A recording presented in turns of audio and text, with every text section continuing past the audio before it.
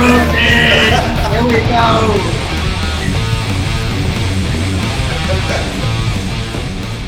Oh, I don't have hair to whip, man. Dude. Hello and welcome to Inside Unsigned. Today's guest is the Liminalist, and we're going to be talking to you about your song My Own Grave, which is the second song on the Rebel Death Spotify playlist. A great unsigned heavy metal. We'll put the link below. Don't click on it just yet. Watch the rest of the video. That's important. Nice. Welcome, the Liminalist.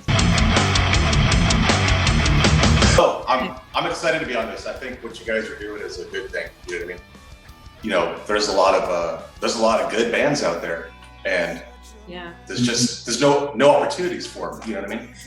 So I don't know how many other people realize. I'm sure all the musicians do, but I think the people more as spectators, listeners, they don't realize there's so much money involved to make headway, and we're in a time where all these places make you feel like that, like you've got to spend money to do all these.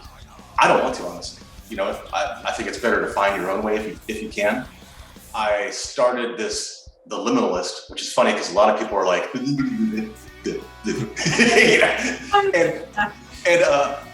I wasn't gonna keep that name after I started it.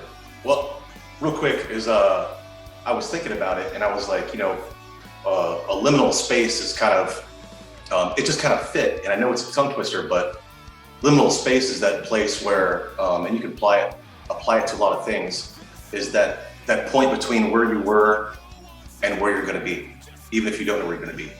Oh. So with all the things I've gone through in my life, I think maybe a lot of people don't understand the term, and I didn't really until I kind of looked into it more. But I think that's where a lot of us are, is we all have these goals and things we want to do, and you remember who you were and you know what you want to do, but sometimes you think about where you're at in the now and you're like, sometimes realistically people are like, I don't know what's going on, you know what I mean? Yeah. But so when I had first decided to use that as a name, I think I was probably like 5 songs in, and I was like, man, people can't even pronounce this name. I better change this shit before it's too late. And by the time I was getting ready to do that, like, here come these people that start liking my music, and I was like, and you know, when you start distributing it, it's really hard to change your name to something else. You got to take all the music off the distributor, come up with a new name, new logos, then put the music back on. And I was like, no, we're here. We're just going to stay here.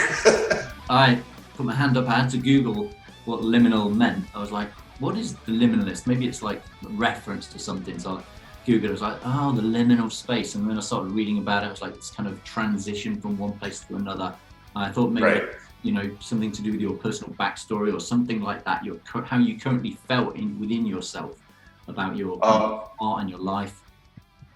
Yeah, it is kind of for me, it was more a reference towards the life and death attribute of, you know, after losing my son and everything, where it was like, and a lot of people know that I've lost, you know, a loved one, is, it's kind of that, what do they say, you know, pierce the veil, you want to break on through the other side, you want to see that person again, you know.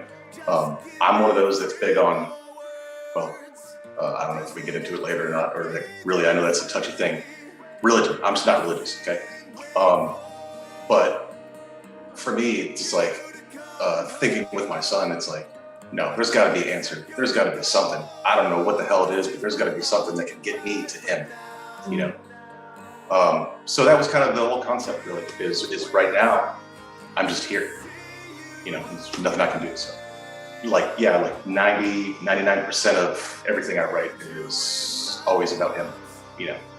But about him in the way that all the things that revolve around that too. I mean, you got your stages of grief that you got to go through, you know, and that all just coincides with everything in your life now, because it's like a roller coaster, you know. Then you've got that thinking about things you want to do in life that would have made that person happy, you know? So there's so much to write about on just the one topic, really. You know. Absolutely, and thanks for sharing that with us. I'm obviously you're a musician. You're extremely talented singer, really beautiful, clean vocals and angry vocals. You're Thank you. an immense guitarist and a great songwriter.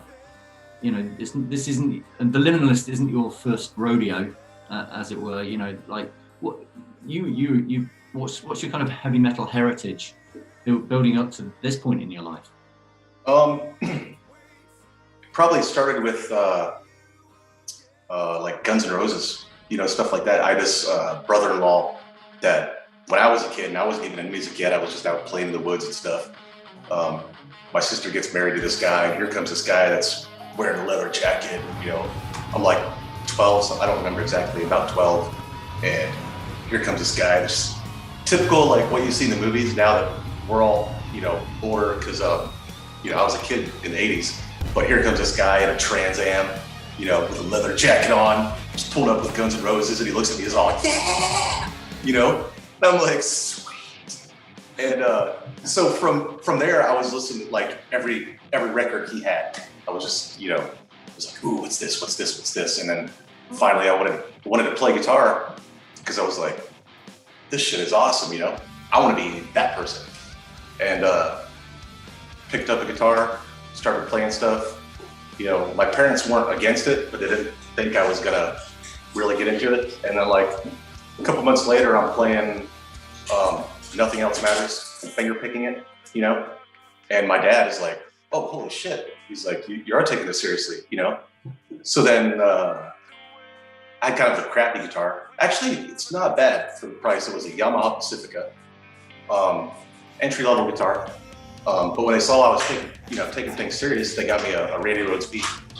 But it's a Randy Rhoads B. There was a lot of solos that I couldn't play that had a whammy bar.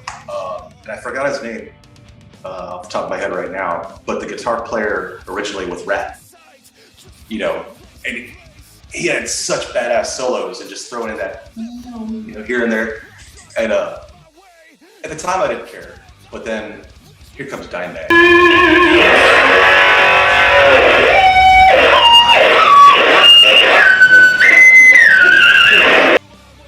Tap this harmonic here so I can do a dive bomb and just wee, you know, and try to do Dimebag stuff. And when did you form your first band? I dabbled in high school, and we didn't really have a band name, and nothing ever came of it. Then I went into the Marine Corps, and I just happened to meet up with some guys. There was a guy that was a huge Misfits fan, and when he sang, he sounded just like Glenn Danzig, like had a great like that mix of like gritty but almost kind of like Elvis, you know? Because I know a lot of people bash on Glenn Danzig, but no, he's got great vocals, you know what I mean? So we had started a little thing.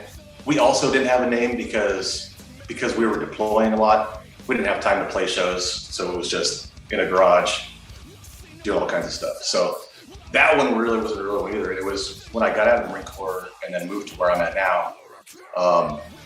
Met up with a dude at work, then just kept networking, found somebody else. And we started a 3-piece, started playing shows. Most of it was covers, but trying to throw originals in there. And at the time, it wasn't too heavy of stuff. It was more like a lot of Alice in Chains, you know, style stuff. Then we continued on for a while. We had some personal issues between each other. And at that time, I met up with some other dudes that were like, the one guy was just shredding on drums.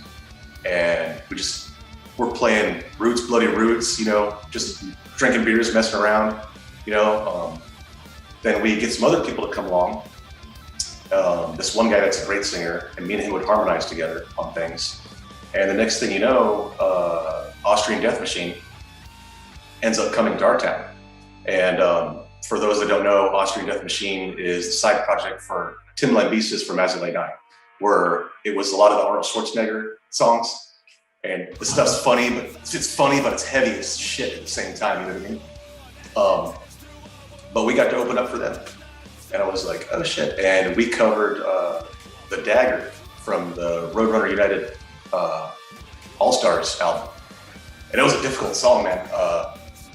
Jeff Waters from Annihilator, dude, he's so insane. I sat there for like a month learning that solo. It was so hard, but finally got it down, you know. So that was great. Things were going good.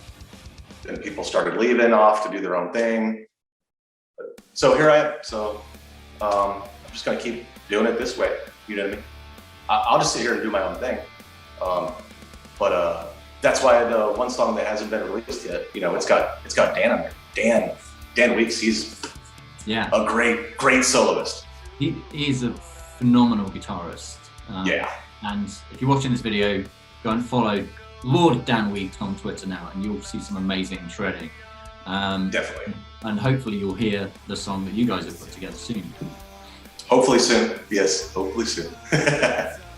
So are you, where you're sat now, is that kind of your studio where you tend to play and record? Yeah, so this is basically, we bought this house and we had like a way smaller house before we moved in here. And we've been here for like 3 or 4 years, and we just never added stuff to these other rooms.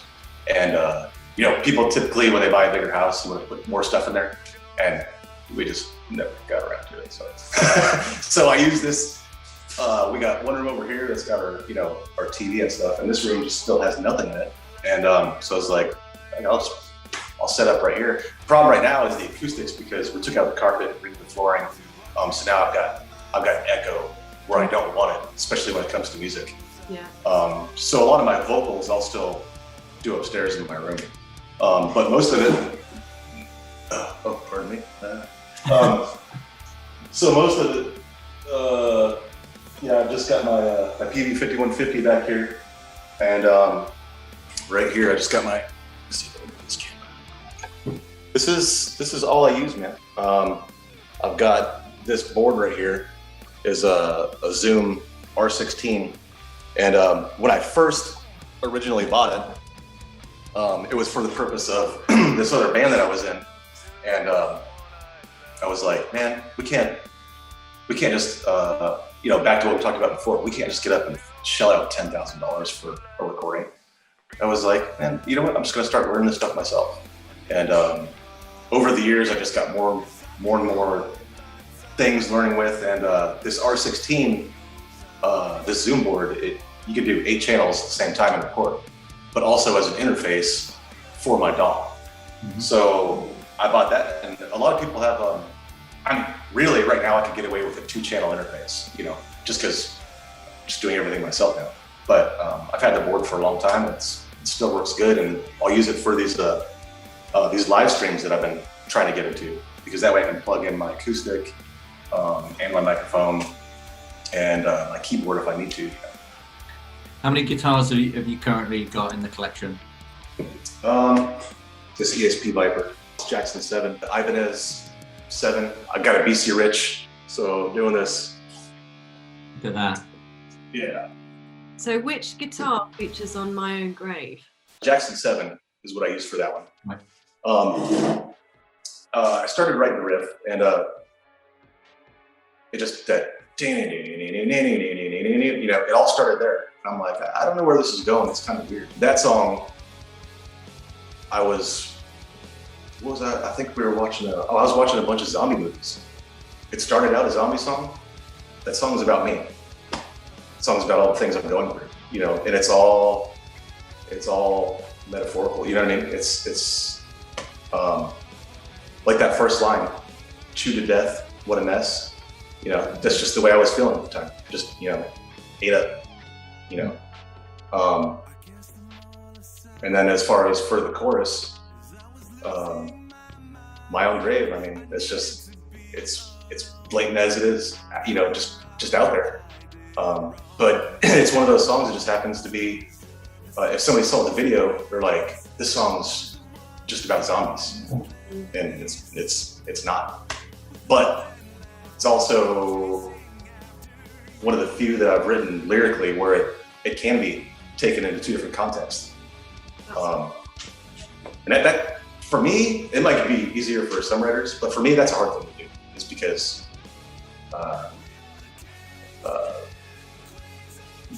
all your analogies and everything you're using is, can make it or break it. You know what you're talking about.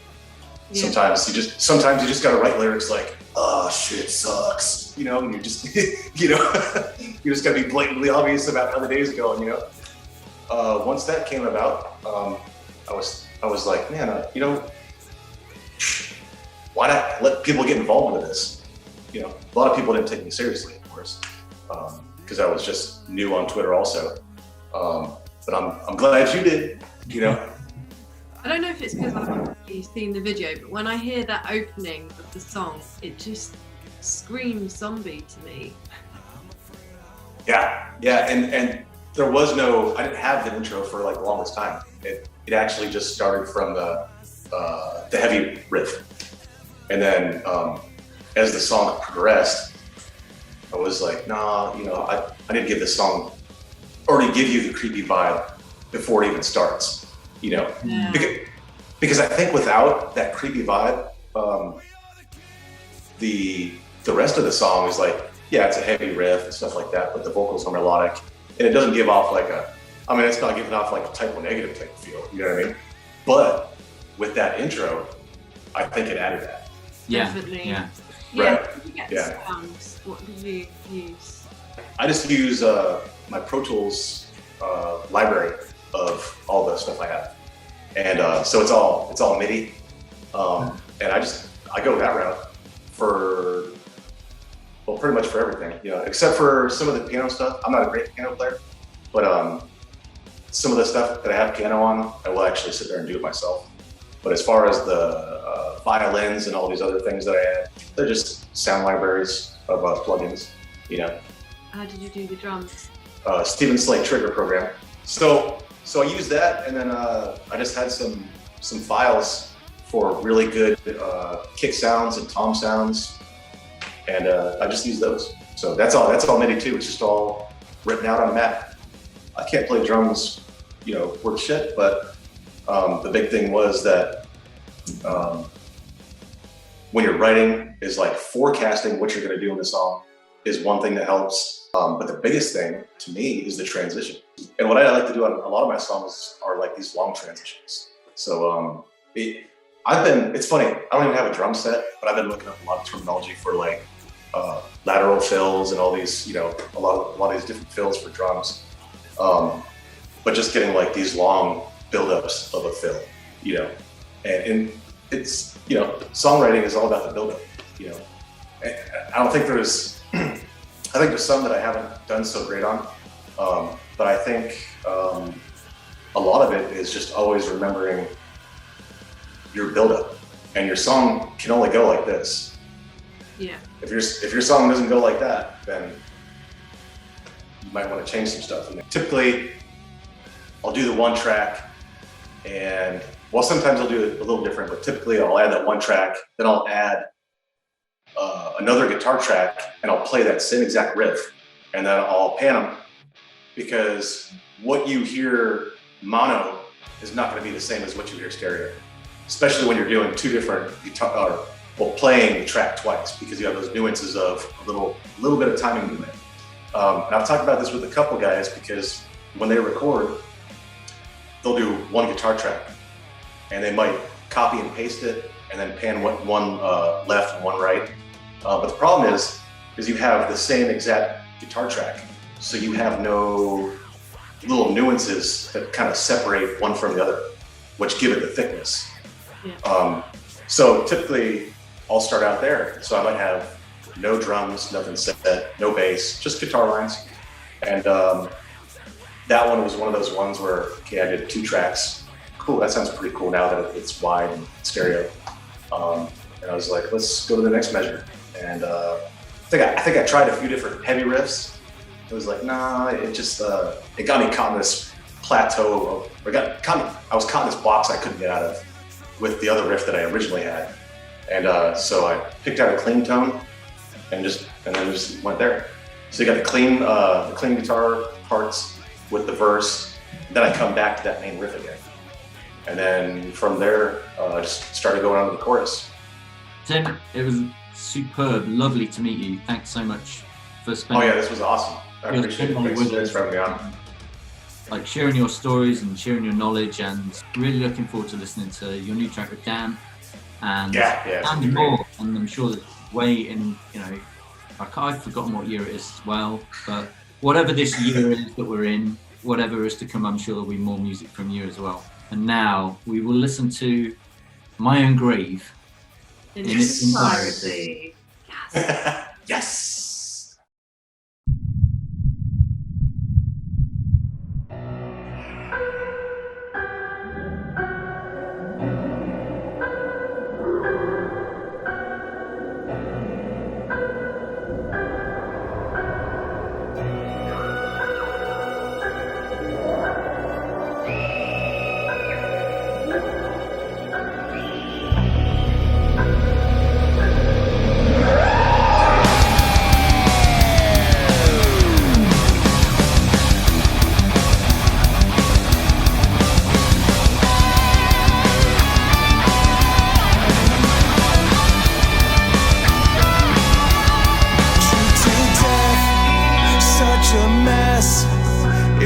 My time to die without questioning why I feel the skin torn away, separating from veins. Was this meant to be, or was this my mistake? Now it's too late, I stay alive.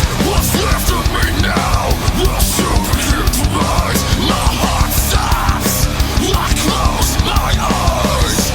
There's no light, just silence, silence.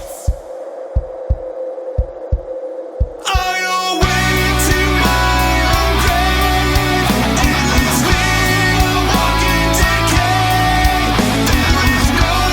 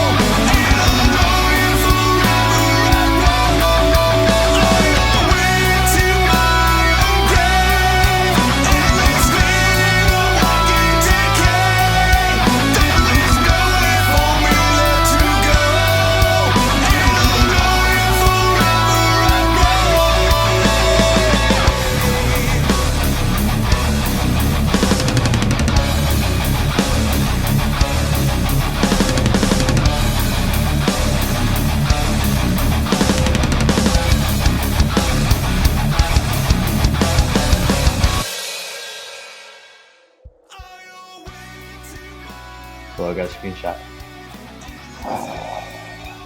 Yeah, man.